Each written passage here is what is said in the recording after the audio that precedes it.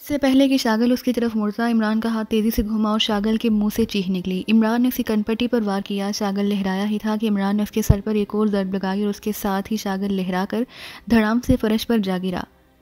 वो बेहोश हो चुका था। इमरान ने आगे बढ़कर उसका बाजू पकड़ा और उसकी नब्ज़ देखकर अंदाज़ा लगाया कि उसकी बेहोशी का वक्फा कितना होगा, और फिर वो तेज़ी से मुड़कर कमरे से बाहर निकल आया। उसने पूरी इमारत का चक्कर लगाया। ये आग एक आम सी इमारत थी जिसे आर्जी तौर पर काबिल इस्तेमाल बनाया गया था। पूरी इमारत को अच्छी तरह चेक कर लेने के बाद जब उसे वहाँ और कोई नज़र न आया तो वो वापस इस कमरे में आया जहाँ शागल अभी तक बेहोश पड़ा हुआ था। उसने उसे उठाकर कांधे पर लादा और फिर मेज़ पर पड़ा हुआ ट्रांसमीटर उसने दूसरे हाथ में पकड़ा और तेज़ी से वापस सीढ़ियाँ उतरकर उस कमरे में पहुँच गया जहाँ मेजर शेखर और उसके साथियों की लाशों के साथ ही उसके सारे साथी अभी तक कुर्सियों पर जकड़े हुए थे। इमरान ने कांधे पर लादे हुए शागल को नीचे फर्श पर डाला और हाथ में पकड़ा हुआ ट्रांसमीटर उसने कुर्सी पर रखा और साथ ही कांधे से लटकी हुई मशीन गन भी उतार ली। फिर वो तेज़ी से सफदर की कुर्सी की तरफ बढ़ गया। उसने सफदर की कुर्सी के दोनों पायों के दरमियान पैर रखा तो कटाक कटाक की आवाज़ों के साथ ही सफदर के दोनों बाजू और दोनों पैर आहनी कड़ों से आज़ाद हो गए। ये कैसा सिस्टम है इमरान साहब? सफदर ने उठते हुए पूछा। ये कुर्सी के उकबी पाए में लगने वाले बटन से पहले का सिस्टम था, इमरान ने मुस्कुराते हुए कहा, और आगे बढ़कर उसने बाकी साथियों को भी आज़ाद कराना शुरू कर दिया।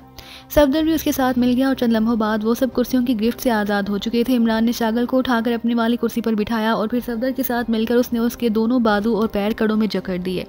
इमरान साहब, क्या इस मेजर शेखर को इस सिस्टम का इल्म नहीं था जो उसने इतनी आसानी से आपके करीब आकर सिस्टम ऑन कर दिया? ये देखने के लिए तो मैंने उसे अपने करीब बुलाया और जब वो आ गया तो मैं समझ गया कि उसे वाकई इल्म नहीं। बहरहाल उसके सिवा और कोई चारा भी तो नहीं था। इमरान ने कहा, यह सिस्टम तो मैंने पहले कभी नहीं देखा। कैप्टन शील ने हैरत भरे लहजे में कहा, यह सिस्टम सबसे पहले एक्रीमिया में आजमाया गया लेकिन बाद में ये मतरूक हो गया। अलबत्ता अब भी ग्रेट लैंड और जहाँ के इलाकों में ये सिस्टम कामयाब है क्योंकि इस सिस्टम को कुर्सी पर बंधा हुआ आदमी किसी भी सूरत ऑफ नहीं कर सकता। वो वाकई बेबस होकर रह जाता है और अब भी काफिरस्तान में ज़्यादातर यही सिस्टम राइज है। इमरान ने कहा तो सफदर ने असबात में सर हिला दिया। तनवीर, शागल को होश में ले आओ। इमरान ने कहा तो तनवीर तेजी से आगे बढ़ा और उसने पूरी कुव्वत से शागल के मुंह पर थप्पड़ जड़ दिया तो इमरान समेत सब बेएहतियात चौंक पड़े। अरे ये क्या कर रहे हो? इमरान ने हैरान होकर पूछा। उसने हम पर मशीन गन तान ली और उसके चेहरे पर मौजूद सर्द मेहरी और सफाकी देखकर मुझे यकीन हो गया कि ये हमें लाजमन गोली मार देगा। ये तो अल्लाह ताला का करम हो गया कि उसने हमें बचा लिया, वरना इसने हमें जिंदा नहीं छोड़ना था। तनवीर ने दूसरा थप्पड़ रसीद करते हुए फनकार कर कहा और उसके साथ ही उसने 2-3 थप्पड़ मुसलसल और मार दिए तो शागल चीखता हुआ होश में आ गया। उसके चेहरे पर तनवीर के थप्पड़ों के निशानात उभर आए। इमरान साहब, तनवीर दुरुस्त कह रहा है। शागल के चेहरे के तासुरात यही बता रहे थे कि यह हम पर फायर खोल देगा, लेकिन हकीकत यह है कि इन हालात में भी आपका इत्मीनान वाकई काबिल रश्क था। सफदर ने कहा, मेरा ईमान है कि मौत का एक वक्त मुकर्रर है, इसलिए मेरे दिल से मौत का खौफ हकीकतन उठ चुका है। इमरान ने मुस्कुराते हुए कहा, तुम ये क्या हो गया है? तुम कैसे आज़ाद हो गए थे? इस सिस्टम के तहत तो तुम किसी सूरत भी आज़ाद नहीं हो सकते। शागल ने होंठ चबाते हुए कहा। उसके लहजे में हैरत थी। मैनेजर शेखर मेरी बात सुनने के लिए मेरे करीब आ गया। नतीजा ये कि उसका पैर दोनों पायों के दरमियान पड़ गया और मैं आज़ाद हो गया। क्या तुमने अपने मेजर शेखर को नहीं बताया कि हमें किस तरह जकड़ा गया है? इमरान ने कहा और उसके सामने मौजूद कुर्सी पर बैठ गया। नहीं मेजर शेखर, इसके साथ ही मेरे साथ आए थे। तुम्हें दूसरे आदमी ने जहाँ जकड़ा था ये जगह मुकामी पुलिस की मलकियत थी जिससे मैंने हायर कर ली और उसकी वजह ये सिस्टम था। मुझे ज़ाती तौर पर यह मालूम था। काश मुझे ख्याल आ जाता तो मैं मेजर शेखर को इस बारे में ब्रीफ कर देता। शागल ने तवील सांस लेते हुए कहा, मैं अब भी तुमसे सौदा करने पर तैयार हूँ, बोलो क्या कहते हो? इमरान ने जकला संजीदा लहजे में कहा तो शागल बेएहतियात चौंक पड़ा। क्या मतलब? कैसा सौदा? यही कि अगर तुम टॉप 0 फार्मूले की फ़ाइल मुझे मंगवा दो तो मैं जजीरा ब्लैक लार्क को तबाह नहीं करूँगा। क्या तुमने वाकई वहाँ से वो फ़ाइल हासिल नहीं की थी? क्या तुम वाकई हाली हाथ वापस आ गए थे? ये कैसे मुमकिन है? शागल ने हैरत भरे लहजे में कहा तो इमरान बेएहतियात मुस्कुरा दिया। अगर मैं फ़ाइल ले आता तो लामहला वो मुझसे तुम बरामद कर चुके होते। हम वहाँ दाखिल हो जाने में ज़रूर कामयाब हो गए थे। जब फ़ाइल वहाँ थी ही नहीं तो हम उसे कैसे हासिल कर सकते थे? जब मुझे वहाँ से कुछ ना मिला तो मैंने स्पेशल एजेंसी के हेडक्वार्टर को ब्लैक लार्क समेत तबाह करने का प्रोग्राम बना लिया और मशीनों के साथ लगी एटमी बेड़ियों के साथ ऐसा काम करके आया हूँ कि अब हम जब चाहें सिर्फ एक ट्रांसमीटर कॉल करके इस पूरे जजीरे को सफ़ाए हस्ती से मिटा सकते हैं, लेकिन हमें इस जजीरे की तबाही से कोई फ़ायदा नहीं होगा। हम चाहते हैं कि हमें हमारा फार्मूला वापस मिल जाए और बस। घनश्याम मुझे ये बात बताने के लिए तैयार ही नहीं कि फार्मूला किधर है, तो फिर मैं तुम्हें वो फार्मूला कहाँ से वापस ला कर दे सकता हूँ। फिर उसकी एक और सूरत भी है कि हम वापस चले जाते हैं। तुम प्राइम मिनिस्टर को रिपोर्ट दे दो कि हम नाकाम वापस चले गए और जजीरे में दाखिल ही नहीं हो सके। तुमने हमें वापसी पर कोलाम में घेरने की कोशिश की, लेकिन हम तुम्हारे साथियों को हला करके निकल गए और हम जाकर अपने चीफ को भी यही रिपोर्ट देंगे कि जजीरा ब्लैक लाक में फ़ाइल नहीं है। ये काम तो मैं कर सकता हूँ और इसमें जाहिर है मेरी साख बनेगी, लेकिन तुमने अगर वहाँ पाकिस्तान पहुँचकर जजीरा तबाह कर दिया तब। शागल ने कहा, मैंने तुम्हें बताया है कि जजीरे की तबाही से हमें कोई फ़ायदा नहीं, हमें तो सिर्फ अपने फार्मूले से दिलचस्पी थी और बस। वैसे भी जो कुछ मैंने किया है वो 10 घंटे गुजरने के बाद खुद ब खुद ख़त्म हो जाएगा। उसके बाद हम ये जजीरा किसी तरह भी तबाह नहीं कर सकेंगे। पहले मेरा ख्याल था कि हम तुम्हें इस्तेमाल करके वहाँ से फ़ाइल मंगवा लेंगे, लेकिन मैंने तुम्हारी ट्रांसमीटर पर घनश्याम से होने वाली बातचीत सुन ली। घनश्याम अपनी जान बचाने के लिए ये कबूल ही नहीं करेगा कि हम जजीरे पर गए थे और उसके खिलाफ कार्रवाई की थी। तुम्हारी बातों से भी लग रहा है कि तुम फाइल किसी सूरत भी हासिल करके हमें नहीं दे सकते, इसलिए मिशन तो बहरहाल नाकाम ही हो गया। फिर हम क्यों मजीद कार्रवाई करें? चलो इस बहाने तुम पर भी एहसान हो जाएगा जो शायद ज़िंदगी में फिर कभी काम आ जाए।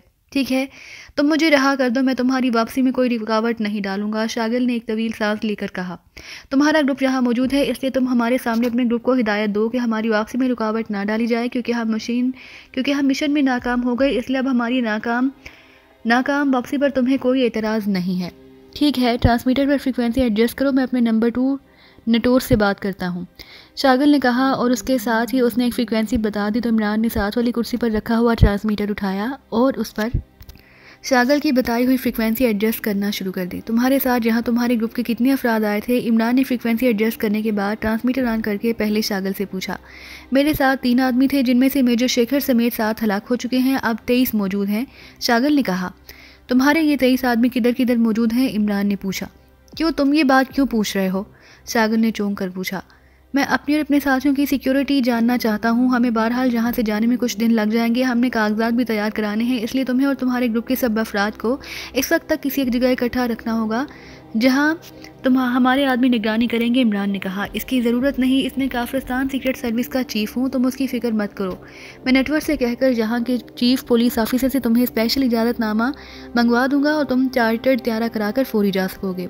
ठीक है, तुम नेटवर्क को कह दो कि वो ये इजाज़तनामा हासिल करके ताहबात के लिए जेट त्यारा चार्टर्ड कराकर खुद यहाँ आ जाए। उसके बाद हम तुम दोनों को साथ लेकर एयरपोर्ट जाएंगे और फिर हम वहाँ से वापस चले जाएंगे, लेकिन बहरहाल बाकी ग्रुप को हिदायत देकर ही ये काम होगा। इमरान ने कहा, ठीक है, नेटवर्क मेरा नंबर 2 है, उस पर मुझे मुकम्मल एतमाद है, तुम मेरी उससे बात कराओ। शागिल ने कहा तो इमरान ने ट्रांसमीटर ऑन किया और साथ खड़े हुए सफदर को दे दिया। सफदर ने उसे ले जाकर शागिल के मुंह के करीब कर दिया। Hello hello chief, Shagil calling over. Shagil ने बार बार कॉल देनी शुरू कर दी। Yes network attending you chief over. चंद लम्हों बाद एक मर्दाना आवाज़ सुनाई दी। नेटवर्क, इमरान और उसके साथियों के बारे में मुझे रिपोर्ट मिली है और मुझे पूरी तसल्ली हो गई है कि वो अपने मिशन पर नाकाम हो गए हैं, लेकिन उन्होंने जजीरा तबाह करने के लिए कोई पुरस्कार चक्कर चला रखा है, इसलिए मेरा इमरान और उसके साथियों के साथ मुआहदा हो गया है और मैं उन्हें कोलाम से ज़िंदा वापस जाने की इजाज़त दे दी है। अब वो ब्लैक लाक जजीरे को तबाह नहीं करेंगे और चूँकि वो ये काम कोलाम की हदूद के अंदर रहकर भी कर सकते हैं, इसलिए मैं चाहता हूँ कि वो फौरी तौर पर यहाँ से निकल जाएँ। इस तरह जजीरा भी तबाह होने से बच जाएगा और वो भी नाकाम लौट जाएंगे। ओवर। यस चीफ, आपने वाकई इंतहाई जहानत आमेज फैसला किया है। ओवर। नटवर ने होशामदाना लहजे में कहा, मैं हमेशा ही ऐसे फैसले करता हूँ। नॉनसेंस। और सुनो, तुम फौरी तौर पर तमाम ग्रुप को मेरा हुक्म पहुँचा दो कि वो इमरान और उसके साथियों के खिलाफ तमाम कार्रवाइयाँ फौरी तौर पर बंद कर दें और तुमने पुलिस चीफ से एक औरत और 5 मर्दों का स्पेशल एग्जैक्ट परमिट हासिल करना है। इसके बाद एक जेट त्यारा ताबाद के लिए चार्टर्ड कराओ, तैयारे को एयरपोर्ट पर तैयार रहना चाहिए। इसके बाद तुम ये परमिट लेकर स्पेशल पुलिस हेडक्वार्टर आ जाओ। मैं इमरान और उसके साथियों के साथ वहाँ मौजूद हूँ। मैं चाहता हूँ कि ये लोग अब जल्द अज जल्द कोलाम से निकल जाएं ताकि जजीरा महफूज रह सके। बोलो, इस काम में कितनी देर लगेगी? ओवर। शागिल ने पूछा। चीफ, सिर्फ 1 घंटे के अंदर सब काम हो जाएगा। ओवर। ओके, जिस कदर जल्द हो सके यहाँ पहुँच जाओ। Over and are. शागिल ने कहा तो सफदर ने ट्रांसमीटर ऑफ कर दिया। अब तो तुम मुतमईन हो गए हो या नहीं? शागिल ने इमरान से मुहातिब होकर कहा। मुझे तो ये सोचकर ही परेशानी हो रही है कि जब मैं पाकिस्तान सीक्रेट सर्विस के चीफ को अपनी नाकामी की रिपोर्ट दूंगा तो उसका क्या रद्द अमल होगा। इमरान ने मुंह बनाते हुए कहा, वो तुम्हें सज़ा तो जाहिर है नहीं दे सकता, क्योंकि तुम जैसा आदमी उसे नहीं मिल सकता। शागिल ने मुंह बनाते हुए कहा तो इमरान बे-इख्तियार हंस पड़ा। दे तो सकता है कि इस सज़ा से मुझे मेरे साथी बचा सकते हैं, क्योंकि इनकी गवाही वो कबूल कर लेगा। इमरान ने कहा, ठीक है, ये तुम्हारा अपना मसला है, अब मुझे तो रहा कर दो, मेरे तो हाथ पैर सुन हो रहे हैं।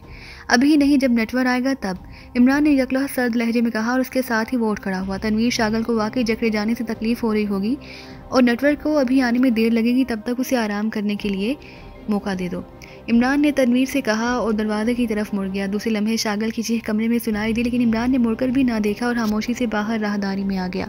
उसके बाकी साथी भी खामोशी से उसके पीछे आ गए। इमरान साहब, आपने वाकई बेहद जहानत से काम लिया, लेकिन वो फाइल कहाँ है? वो तो मैंने स्पेशल करियर सर्विस के जरिए पाकिस्तान भिजवा दी है। मेरी छठी हिस्स ने जहाँ पहुँचते ही खतरे का अलार्म बल्कि सायरन बजाना शुरू कर दिया था कि जहाँ बहरहाल आसपास कहीं ना कहीं मौजूद है, वरना ये लोग हमें बेहोशी के आलम में गोलियों से उड़ा देते। ये मुतमईन भी इसी बात से हो गए थे कि हमसे कोई चीज़ बरामद नहीं हुई, लेकिन यहाँ से फौरी निकलना हमारे लिए मसला बन गया था। दूसरी बात यह कि मैं काफिरस्तान के आला हकाम तक ये रिपोर्ट पहुँचाना चाहता हूँ कि हम नाकाम वापस गए हैं, वरना काफिरस्तानी एजेंट कभी भी हमारे मिज़ाइल प्रोग्राम को तकमील तक ना पहुँचने देते। डॉक्टर महिंदर और उसका असिस्टेंट स्पेशल एजेंसी के चीफ घनश्याम को इल्ज़ाम देते रह जाएंगे कि फ़ाइल इसी को दी गई। चूँकि मैं वहाँ चीफ घनश्याम के मेकअप में गया था, इसीलिए इल्ज़ाम उसी पर आएगा, इमरान ने कहा। ओ, इसलिए तुमने शागल को जिंदा रखा था, जूलिया ने कहा। तो इमरान ने इस बात में सर हिला दिया। लेकिन इमरान साहब, जेट त्यारा बहरहाल ताबाद पहुंचने में कुछ वक्त तो लेगा और ये इस दौरान भी तो शरारत कर सकते हैं, सफदर ने कहा। शरारत तो तब करेंगे जब इस काबिल होंगे। नेटवर्क भी जहां शागल के साथ कुर्सी पर बैठा होगा और हम ताबाद पहुंचकर इस फ्रीक्वेंसी पर कॉल करके उनकी जहां मौजूदगी की इत्तला दे देंगे, इमरान ने कहा। तो उन सब ने इस बात में सर हिला दिए। और फिर ऐसे ही हुआ। नेटवर्क ने शागल के हुक्म की तामील कर दी और इमरान ने नेटवर्क को बेहोश करके शागल के साथ ही दूसरी कुर्सी पर जकड़ा और फिर वो अपने साथियों समेत जहां से निकलकर सीधा एयरपोर्ट पहुंचा। जेट त्यारा वहां परवाज के लिए तैयार था। स्पेशल एग्जिट परमिट उनके पास से, चनाचे उन्हें कोलाम से निकलने में कोई रुकावट पेश ना आई और वो 2 घंटों की तेज़ रफ्तार परवाज के बाद ताबाड़ के एयरपोर्ट पर उतर गए। एयरपोर्ट से निकलकर इमरान और उसके साथियों ने एक होटल में कमरे बुक कराए। इमरान ने रास्ते में एक मार्केट से लॉन्ग रेंज ट्रांसमीटर खरीद लिया। ये ट्रांसमीटर तुमने क्यों खरीदा है? जूलिया ने हैरत भरे लहजे में पूछा। चीफ को नाकामी की इत्तला देने के लिए, इमरान ने मुस्कुराते हुए कहा और उसके साथ उसने ट्रांसमीटर पर वही फ्रीक्वेंसी एडजस्ट की जिस पर शागल ने नेटवर्क को कॉल की थी। Hello hello Ali Imran calling over, Imran ने बार बार कॉल देते हुए कहा। यस मेजर सिंह बोल रहा हूँ, ओवर। चंद लम्हों बाद एक मर्दाना आवाज़ सुनाई दी। क्या तुम्हारा ताल्लुक शागल ग्रुप से है? ओवर। हाँ, क्यों? मेजर सिंह ने हैरत भरे लहजे में पूछा। तो फिर पुलिस के स्पेशल हेडक्वार्टर जाओ, तुम्हारा चीफ शागर उसका नंबर 2 नेटवर्क कुर्सियों पर जकड़े हुए बेहोशी के आलम में मौजूद हैं। और सुनो, उन कुर्सियों के सामने के दोनों पायों के दरमियान जब पैर रखोगे तो वो कड़े खुल जाएंगे जिनमें उनके हाथ और पैर जकड़े हुए हैं, और दोनों के मुंह में पानी डालोगे और उनके मुंह पर पानी के छींटे मारोगे तो वो होश में आ जाएंगे। ओवर एंड ऑल, इमरान ने कहा और उसके साथ ही ट्रांसमीटर ऑफ कर दिया। तुम्हारा जहन वाकई शैतानी है, ऐसे उल्टे सीधे चक्कर तुम ही चला सकते हो, जूलिया ने बेएख्तियार एक तवील सांस लेते हुए कहा और उसके साथ इस दिमाग पर सब बेएख्तियार हंस पड़े। चक्कर चलाने के लिए ये आदत से जो मजबूर है, मगर हमेशा उल्टा ही चक्कर चलाता है, तनवीर ने कहा। जिस रोज़ मैंने चक्कर सीधा चला दिया, तुम्हारा चक्कर उल्टा चल पड़ना है, ये सोच लो। इमरान ने तुर्की ब तुर्की जवाब दिया तो कमरा बेइख्तियार कहकहों से गूंज उठा।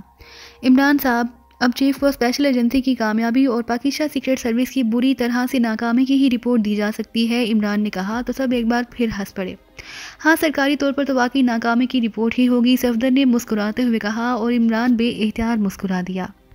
तो क्या अभी हम पाकिस्तान रवाना होंगे? जूलिया ने पूछा। नहीं, अभी नहीं, बल्कि मैं तो कहता हूँ कि चंद रोज़ रुक जाते हैं।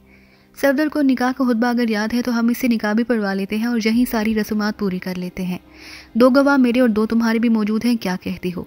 इमरान ने मुस्कुरा कर कहा। तो वो सब एक बार फिर कह पड़े। कहना क्या है, सबकी मौजूदगी में लिहाज कर रही हूँ, वरना जूतियाँ मार मार कर तुम्हारा सर गंजा कर देती, जूलिया ने मुस्कुरा कर कहा। अरे अरे, सर पर जूतियाँ मारने का काम अम्मा भी पर ही छोड़ दो।